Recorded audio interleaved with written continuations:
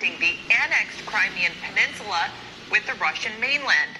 The explosion has damaged a key supply route for Moscow in the war, and while Russian officials have said that a truck had exploded, there is speculation that that may not be the case. Joining us now to discuss is former senior naval intelligence officer John Jordan. John, we appreciate you being with us on this developing story. I'm seeing an update here that light traffic has resumed on that bridge hours, of course, after that blast brought down the roadway. So it's been partially reopened, but how big of a blow has this been to the Russian president? In the Russian-speaking world and in Ukraine, this is a really, really big deal. After the annexation of Crimea in 2014, the Russians engaged on a massive construction project to build the 12-mile long bridge, which is the longest in Europe, cost about $4 billion. And President Putin, to great fanfare, was the first person to drive across it. And to many Russians, this is emblematic of the union of Crimea and Russia proper, as it's the only way really to drive across from what was Russia, without going through Ukrainian, what used to be Ukrainian territory, now it's Russian controlled.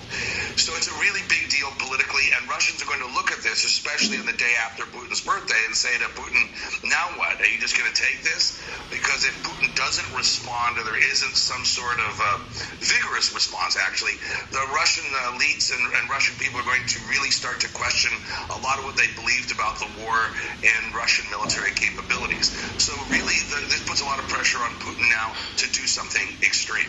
In the West, it's believed that Russian conventional military capabilities are largely depleted, which is why they're grabbing people off the street and emptying out prisons and not training people and tossing guys in there with rifles and no equipment. So there's that school of thought that the Russians really are out of gas in terms of conventional military capabilities. A lot of Russians believe that there's been a lot of capability that's been withheld. The thing is, we're going to find out which is true, because the Russian Putin would rather respond conventionally than with a nuclear weapon, for example. But if they don't have the ability to do so, and the military really is crippled, Putin is going to have to do something drastic, and that may be a weapon of mass destruction. And given all of that, John, how hurtful is this, or how damaging is this, the destruction of this bridge to Putin's war effort in Ukraine? Well, that's the other piece of it, right? It's the personal slap at President Putin and daring him to do something extreme, or exposing him as a weakling to Russians. The other part of this is the main supply route to the Russian 49th Army Group, which is currently pinned between the Dnieper River and Ukrainian forces, while the Ukrainians a little bit further north are coming down the west bank of the Dnieper River in an envelopment maneuver to potentially trap 15,000 to 20,000 Russian troops in the city of Kherson. And this is one of the primary main supply routes. The other one is under constant artillery fire from the Ukrainians. So this is psychologically and militarily important, and a lot of other news outlets aren't giving this story the justice it deserves, because this could be a significant event for the world.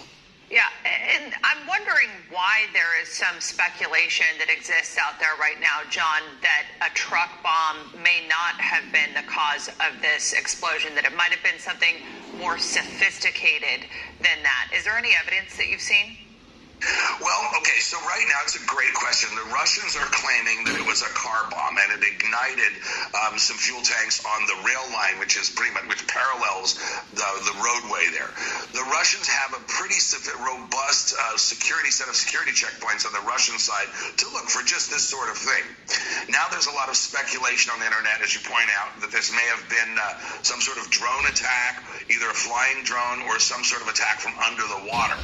Looking at the pictures myself here, it looks like the energy transfer came from above, which makes the Russian story a little more likely.